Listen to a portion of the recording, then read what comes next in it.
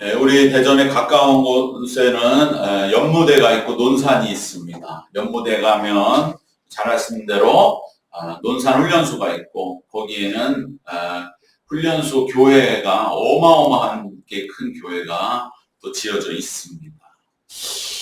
우리가 군인으로 이제 입대를 했을 때 사실 첫 입대를 하고 한 일주일 동안은 정말 내가 하루 전만 해도 민간인이었다가 이제 군인이 되었구나. 실감도 잘 안 나고, 처음에는 이제 옷도 다, 지급받으면서, 이제는, 정말 내가 군인인가, 이렇게 실감을 해 나가다가, 그러다가 이제, 훈련을 받고, 배치를 받고, 그래서 전국으로 퍼져서 군 생활을 하면서 저는 군인이 되어 가지. 그러나 밖에서는 어떻게 얘기를 합니까? 이제 입대했으니 넌 군인이다. 그렇게 말을 해 주는 것입니다. 그리고 이제 제대할 때쯤 됐을 때, 군 생활이 이런 것이고, 군이란 조직이 이렇게 돌아가고, 정말 전쟁이란 것이 얼마나 무서운 것이고, 군 안에서의 이 지휘체계라고 하는 것이 얼마나 생사를 거는 것인가 하는 것을 비로소 깨달으면서 군인이 되는 거죠. 그러나 신병으로 입대했어도 군인이야. 신부는 너는 군인이야. 그렇게 말을 해 주는 것입니다. 신앙생활도 마찬가지입니다. 정말 내가 내 안에 세상과 다른 신앙인으로서의 변화가 내 속에는 없는 것 같아도 세상이 볼 때는 그래도 주일 아침에 교회 가서 예배 드리고 또 주기도문 사도신경이라도 외우고 하면 그러면 신앙인이라고 말을 하는 것이죠. 바로 우리 이 시대에는 이제 신앙생활의 초점이 어디에 있느냐? 그것은 외적인 것이 아니라 내적인 삶의 변화 거기에 있습니다. 이제 바뀌었습니다. 그래서 사실 교회에서 가장 이제 조금 약해진 행사가 이제는 교회에서 중요한 것이 어떤 행사를 하고 어떤 그러한 뭔가 외부적인 프로그램이 중요한 게 아니고 교회의 핵심도 뭐냐? 우리 한 사람 한 사람의 변화. 정말 교인 한 사람 한 사람의 변화되는 그러한 것을 주목하면서 그 부분에서 길을 제시하고 함께 노력하고 그 변화의 걸림돌이 무엇인가를 서로 나누고 돌파해 나가는 거기에 우리 오늘날 신앙생활의 핵심이 있습니다. 예전에는 그냥 행사를 하다 보면 네가 무슨 직책을 맡아서 하다 보면 내적인 변화도 따라온다. 이러한 분위기의 교회였다면 그래서 사실 총동원주의를 한다. 그랬을 때에 그전에는 그러한 행사를 하면 그러면 기도 안 할 수 없고 그러면 전도 안 하던 사람이 전도자로 변화될 수밖에 없고 한 명이라도 데려오기 위해서 행사를 위해서 내가 바뀌는 거죠. 그런데 이제는 그것이 그러한 효용이 없다라고 하는 것에 대해서 인정을 서로 하면서 이제는 거꾸로 되는 거죠. 행사가 있어서 내가 변화되는 게 아니라 내가 변화되면 그러한 행사가 있든 없든 있어도 좋고 없어도 좋고 그 변화의 능력으로 우리는 이제 신앙을 더 굳건하게 세울 수 있다. 세워가야 한다. 그 방향으로 이 모든 오늘날의 신앙의 추세가 바뀌고 있는 겁니다. 겉으로 볼 때는 똑같은 것 같지만 이 안에 엄청난 변화가 있다는 것을 꼭 캐치하시기를 바랍니다. 지난주에 그래도 우리나라에 내노라는 교회들을 다녀온 그 분명한 느낌이 그것입니다. 더 이상 외부적인 그런 교회들은 얼마든지 외적인 걸 할 수 있거든요. 근데 그런 얘기 안 해요. 우리가 이거 했습니다. 선교하고 이거 행사, 행사를 소개하는 게 아니라 한 사람 한 사람 어떻게 하면 변화될까? 그걸 위해서 이렇게 하니까 변화되더라. 이것이 오늘날 교회는 이 방향으로 가면 되겠다. 오늘날에 너무나 신앙의 여러 가지 면에서 지금 막혀있다고 할 때 어디로 돌파구를 낼 것이냐? 그때에 이 엄청난 변화가 오고 있구나.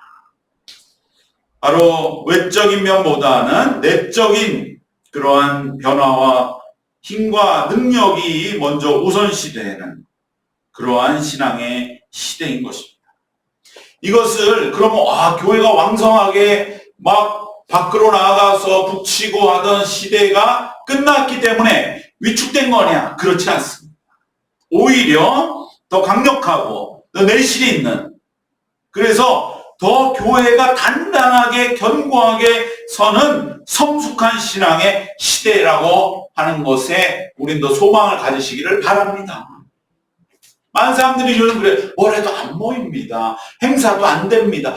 교회는 이제 위축되는 시대로 더욱더 소멸해지는, 쇠잔해지는, 쇠퇴하는 시대가 된 것. 겉만 보니까 그런 거죠. 속에서는 전혀 다른 새로운 길과 에너지와 돌파구가 제시되고 있는데, 그것은 뭐냐? 이제 내 삶의 변화와 그 변화를 통한 능력이 세상에서 이제는 세상을 변화시키고 구원을 이루는 바로 그 방향인 것을 기억하시기를 바랍니다.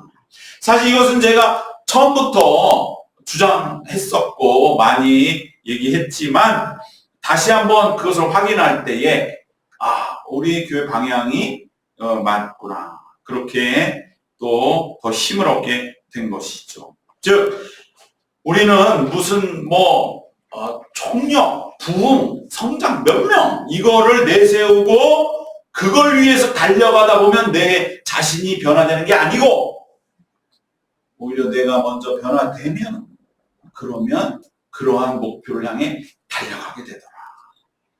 믿음 생활을 함으로써 내 삶이 실제 변화되는 걸 통하여 그 변화의 능력을 세상은 찾는다는 말이에요. 그 사람을 세상은 목말라 하는 거예요. 제가 그런 얘기를 들었거든요.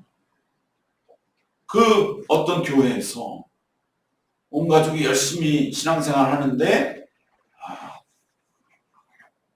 아빠는 승질이 있어가지고 평소에 욱한다는 거죠. 그래서 신앙생활 같이 하는데 아버지는 좀 이제 한 걸음 뒤에서 하고 부인과 딸은 열심히 신앙생활 하는데 아버지는 그렇게 신앙생활 해도 안 바뀌어. 화낼 때 화내고, 그래서 딸도 부인도 상처를 많이 받았는데, 그런데 그래서 그 교회에서 어떻게 했느냐, 냉장고에다가 딱 써놨다는 거예요. 오늘 이 말씀, 나는 세상의 빛입니다. 나는 세상의 소금입니다. 나는 온유한 사람입니다. 이걸 딱 써놓고, 그리고서 그 아빠를 목사님이 만나자 그랬대요. 교인이니까. 그래서 하루에 아침에 가서 냉장고 열어볼 때 있지요? 예, 그렇습니다. 그때마다 그 앞에 써놓은 거를 10번씩 읽으시라고. 알겠습니다. 그거 어려운 거 아니니까. 물 마시기 전에 나는 세상의 빛입니다. 나는 세상의 소금입니다. 나는 온유한 사람입니다.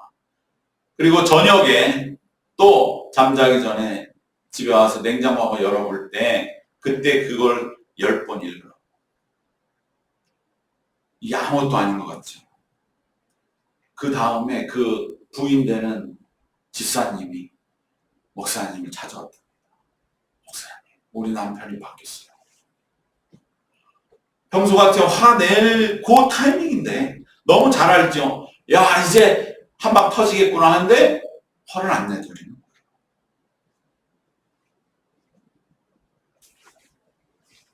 교회가 이제 이렇게 굴러가는 거예요. 여러분, 그 얘기가 많은 사람들한테 스며드는 거죠. 아, 변하네? 아무것도 아닌데. 그러면 그 부인과 딸이 이걸 안 얘기하겠습니까? 우리 아빠가 바뀌었어요. 신앙생활 해보세요. 신앙생활 할 거가 또 없지. 너무 신기해. 우리 아빠가 이렇게 바뀌었어. 세상에 이런 일이 있대. 그러면 사람들이 귀를 열고 마음을 열고 믿음에 대한 나온다는 거죠. 이 과정인 거예요. 예전 같으면 그냥 일단은 데려와 앉혀놔도 온갖 것을 다 피곤하기만 하지 몇 주 못 가. 또 도망가. 이거 아니라는 거죠. 바로 이러한 변화를 우리는 추구해야 되는 거예요. 근데 변화가 어렵습니까? 쉽습니까? 한 사람 어떻게든지 꼬셔서 앉혀놓는 것보다 내가 변화하는 게 더 어려울 수 있습니다. 왜냐하면 변화하려면 내가 좀 아프거든요. 내가 뭘 변화해야 하는지 알아야 될 때 내 결점을 보게 돼서 아프고, 또 그것을 변화시키는 건 내 자신을 뼈를 깎는 그러한 변화의 길이 있기 때문에 어렵습니다. 그래서 심지어 어떻게 말하는 사람도 있어요. 신앙생활에도 사람은 안 바뀌어. No! 그건 아닙니다. 그런데 그 사람이 너무 변화가 어렵다는 걸 알기 때문에 그렇게 말하는 거지. 그러나 신앙생활하면 사람은 바뀐다. 그럼 어떻게 바뀌냐? 오늘은 그 말씀인 것입니다. 믿음이 우리 삶을 변화시키는 방법은, 오늘 설교 제목은 세상의 방법과 다르다는 거예요. 세상은 어떻게 변화를 향해 나갑니까? 온통 세상 그 얘기예요. 오늘날 또, 이제 우리나라가 변화되지 않으면 큰일 난다. 이거 중국이 다 쫓아왔고, 지금, 선진국도 우리 내리누르고, 우리는 지금 이거 큰일 난다. 변화하지 않으면 못 산다. 그 난리거든요, 지금. 관세를 매기고, 우리가 이도저도 아닌 힘도 없고, 우리는 가진 것도 없고, 변화해야 된다. 일반 회사들도 이제 다 바뀌어야 되고, 그래서 다 세상도 변화를 어디든지 찾습니다. 세상은 변화를 추구할 때 어떻게 합니까? 먼저 우리가 어떻게 변화돼야 되냐, 이것이 일단 있어야 되겠죠. 변화할 목표, 그거를 일단은 정하고, 그 목표를 향해 어떠한 과정으로 어떠한 단계를 세워서, 계획을 세워서 그 목표에 이르기까지, 변화한 모습에 이르기까지 이제는 계획을 세우는 것부터 시작하죠. 그리고 이제 한번 모여서 결단합니다. 비장한 각오, 우리는 뼈를 깎는 아픔을 통해 이렇게 변화돼야 됩니다. 그리고 그러나 하나하나 달성해 봅시다. 쉬운 것부터 시작합시다. 그러면서 최종 목적으로 하나하나 올라가는 그러한 과정을 거칩니다. 이렇게 돼서 신앙도 이렇게 변화되는 거 아니야? 정반대입니다. 믿음은 이와 정반대의 과정으로 이루어집니다. 그럼 어떠한 근본적인 차이가 있는가? 오늘 말씀과 같이 신앙생활에서의 변화는 먼저 변화가 되었다고 주님이, 하나님이 선포를 해 주십니다. 변화가 이루어졌다고, 변화된 존재라고, 변화된 존재가 되었다고, 애상초 변화된 존재가 원래인 것이라고 주님이 선포를 해 주십니다. 우리는 어떻게 됩니까? 내가 변화된 존재가, 이미 너는 변화된 존재야. 너는 목표에 이미 도달했어. 그래서 우리 주님이 말씀하시니까 믿고 받아들여서 이미 변화된 존재로 살아가기 시작하면서 변화를 이뤄가는 것입니다. 내 생각은 아직도 난 아닌데, 이제 시작인데, 변화된 존재가 난 되기엔 아직 멀은 것 같지만 주님이 말씀하시잖아요. 그러니까 이건 믿는 거예요. 그리고 변화된 존재로 이제 내가 하루아침에 변화됐다. 그것을 여기며 사는 것입니다. 오늘 본문에 예수님은 뭐라고 하십니까? 우리가 너는 세상의 소금이다. 소금을 목표로 해서 이제 출발 이게 아닙니다. 너는 세상의 소금이다. 그리고 너는 세상의 빛이다. 오늘 말씀 빛과 소금이 되라는 말씀이 아니에요. 그것을 위해서 열심히 노력해라 이 얘기가 아닙니다. 전혀. 그동안 우리가 듣던 얘기 빛과 소금 하면 대부분 그런 생각이 있을까? 내가 세상의 빛으로 살았나? 어떻게 하면 될까? 또 주님 앞에 내가 야단 맞아 이거. 그 얘기가 아닙니다. 주님이 먼저 우리에게 너는 소금이다라고 선언하십니다. 너는 소금일 것이다. 소금이 된 것이다. 소금이 되어야 한다가 아니라 너는 소금이다. 라고 선언하십니다. 우리 13절, 14절 말씀 같이 읽겠습니다. 시작. 너희는 세상의 소금이니 소금이 만일 그 맛을 잃으면 무엇으로 짜게 하리요? 후에는 아무 쓸데없어 다만 밖에 버려져 사람에게 밟힐 뿐이니라. 너희는 세상의 빛이라. 산 위에 있는 동네가 숨겨지지 못할 것이요. 오늘 본문에 예수님 우리가 소금과 빛이라고 이미 선언하십니다. 너는 소금이야. 빛이야. 거기에 향해 나아가 최종적으로 도달해 이게 아닙니다. 너는 소금이야. 빛이야. 주님은 우리에게 선언하시는 것입니다. 나는 어떻게 보면 체감되지 않을 수 있어요. 겨우 저는 주님 이 시간 믿음도 그냥 그래서 주님 만나러 왔는데 소금과 빛이라고요. 그렇지만 예수님의 말씀을 믿는 겁니다. 여기에 이제 믿음이 들어가는 거죠. 그리고 변화된 존재로 우리는 이제 살아가는 겁니다. 그럴 때 우리는 어느새 부족하지만 소금과 빛으로 살아오는 시간들로 삶을 채우게 됩니다. 물론 여기 세상에 오해의 소지가 있습니다.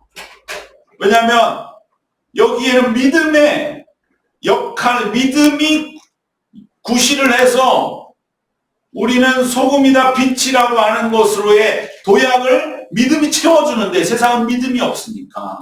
세상은 뭐라고 말합니까? 기독교인들은 소금도 아니고 빛도 아니면서 그렇게 아직 되지도 않았으면서 아니면 자기보다도 더 아닌 것 같은데 그렇게 주장한다라고 세상은 오해합니다.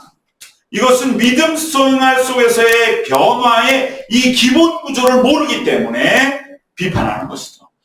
우리 세상에서 변화는 단계적으로 변화될 때까지 어느 정도 될 때까지는 말하지 않아. 이 세상 생각에 쩌들어 있으니까 믿음이 채워주는 변화의 이 도약의 이러한 길을 모르니까 세상은 낯선 거예요. 그래? 남들보단 좀 나은 사람도 있고 때로는 정말로 감옥에 불려다니고 막 뉴스에 나온 사람도 기독교인들이 소금빛이 아니면서 소금빛이라고 그도 얼마나 얘기했어. 그렇게 해서 오해하는 것이죠. 우리가 말하는 소금과 빛은 주님이 선언해 주시는, 그래서 우리는 변화의 프로세스가 완전히 세상과는 다르기 때문에 우리는 그렇게 믿고 가는 것입니다. 이것을 세상은 모르는 것입니다.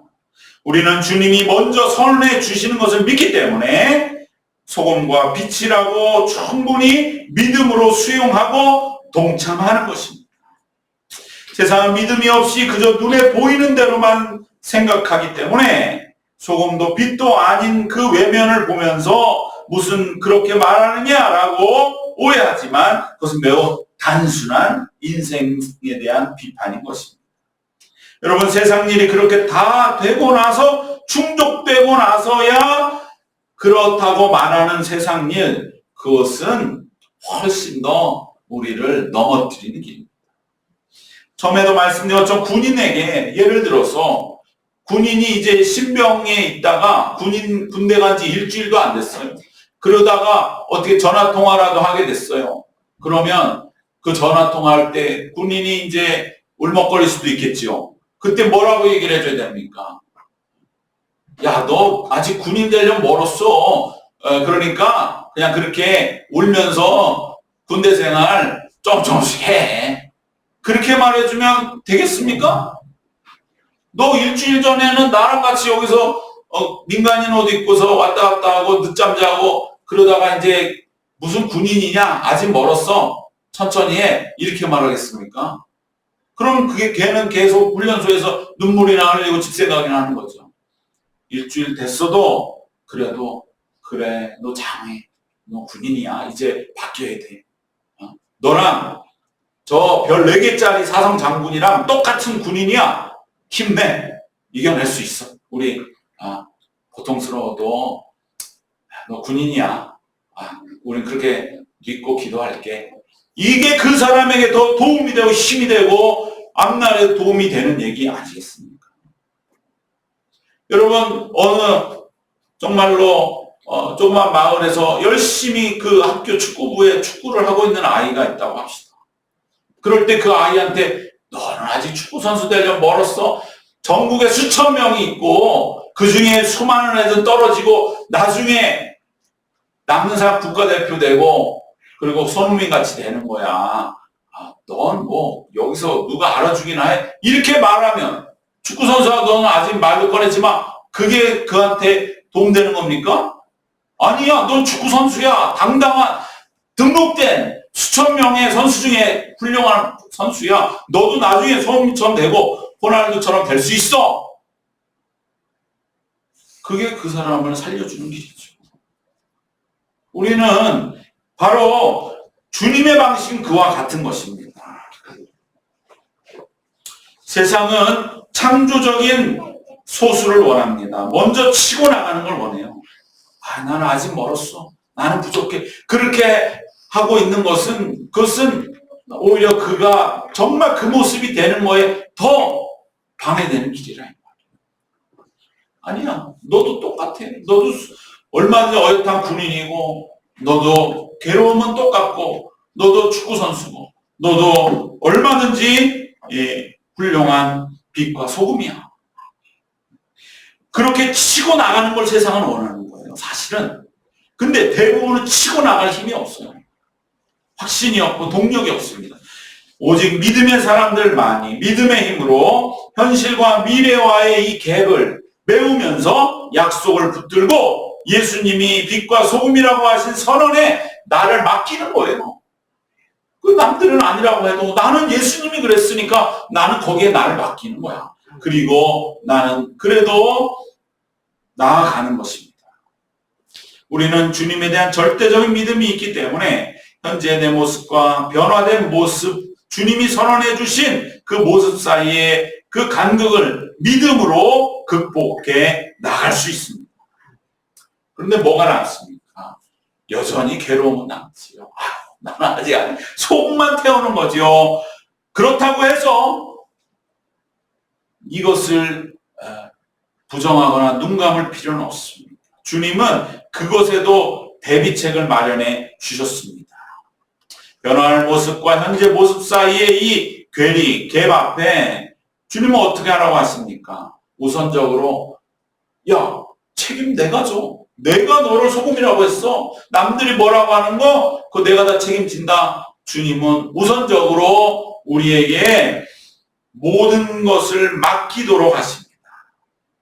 그러니까 내가 빛과 소금이 아직 못 돼서 받는 비난에 대해서 주님께 다 돌리면 되는 거예요. 내가 그거에 고민할 필요 없습니다. 주님, 세상이 나에게 빛과 소금이 아니라고 합니다. 그거 나한테 돌려라. 나한테 맡겨라. 내가 그렇다는데 널 비난하는 사람한테 나한테 나와보라고 해라. 내가 다 책임져 주마. 그러면서 우리에게 흔들리지 않게 하시는 거예요. 우리가 흔들리지 않는 게 중요한 것입니다. 거기에 또한 믿음이 필요한 것입니다. 그럼에도 불구하고 또 주님은 우리에게 뭘 하게 하시느냐? 그때마다, 그 괴로움이 있을 때마다 기도하게 하십니다. 그래서 내가 변화에 반드시 필요한 게 기도예요. 안 할 수가 없죠. 괴로우니까. 주님 나는 그러니까 그런데 괴롭지 너. 그럼 기도하면 돼. 주님 제가 그렇게 못했는데 세상은 또 좋게 본 사람도 있고 아닌 사람도 있는데 주님 저는 정말 아닌 것 같은데 주님은 자꾸 제가 맞다고 하시니 정말 주님 어찌할 바 알지 못하겠습니다. 주님 나를 더 온전한 길로 인도하여 주시옵소서. 자연히 기도하고 회개하게 되는데 이것을 반복하는 거예요. 바로 냉장고 앞에 나는 온유한 사람입니다. 그거를 읽으라고 하는 게 기도거든요.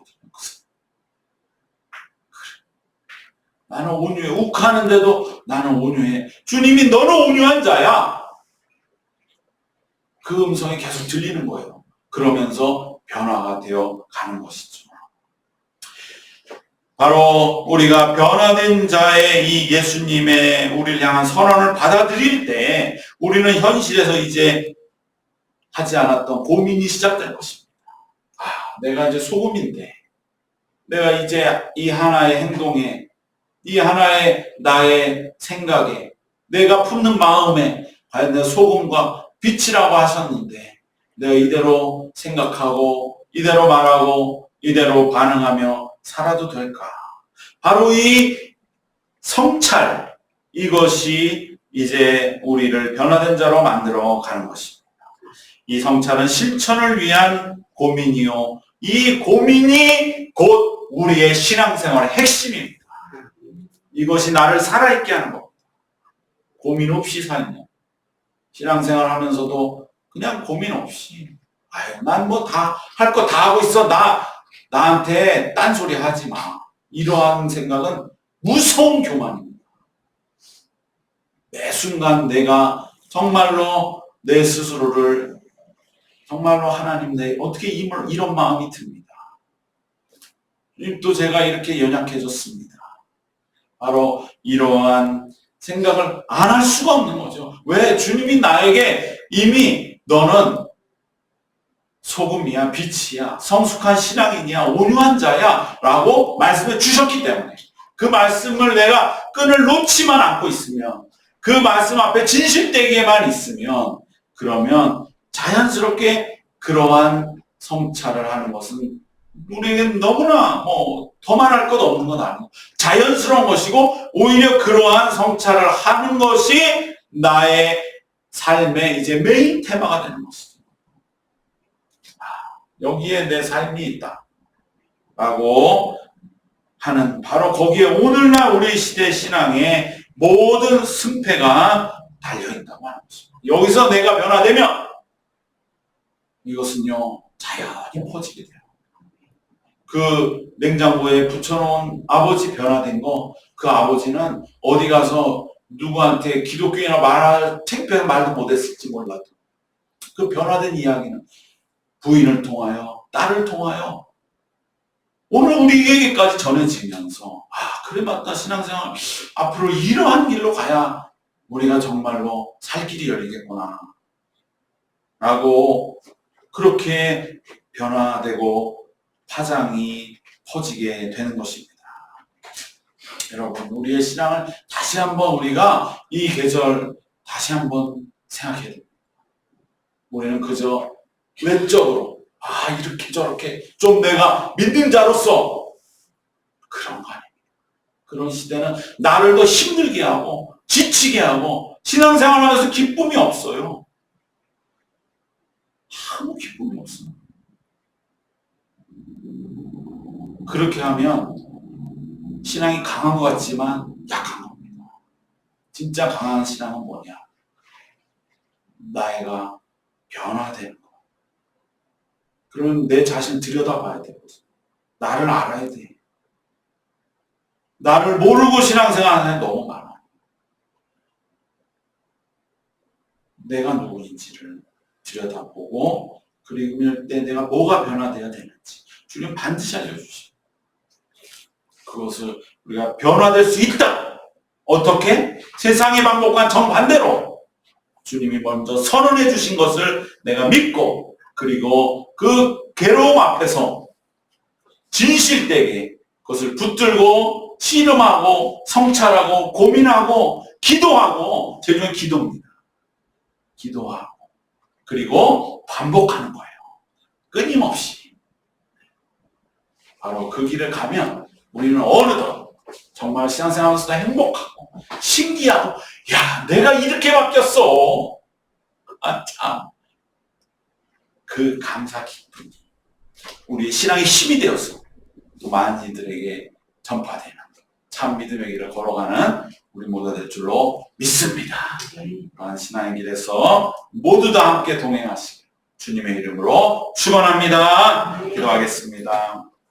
은혜와 사랑이 충만하신 우리 하나님, 우리가 때를 따라 신앙생활을 하며 그 이전과 현재 모습을 돌이켜볼 적에 정말 주님, 내가 변화된 것이 오히려 내 신앙의 정말 바로미터가 되고, 내가 이제 진정으로 조금이라도 변화된 그 은혜와 기쁨으로 신앙의 감사와 찬송을 다시 회복하기를 원합니다. 하나님, 나에게 이제 변화의 놀라운 체험을 주셔서 우리들이 이미 변화된 자로 선언해 주시는 주의 말씀을 진실로 우리가 믿고 맡기고, 그 괴로움 앞에서 도피하지 않게 하여 주옵소서. 회피하지 않게 하여 주옵소서.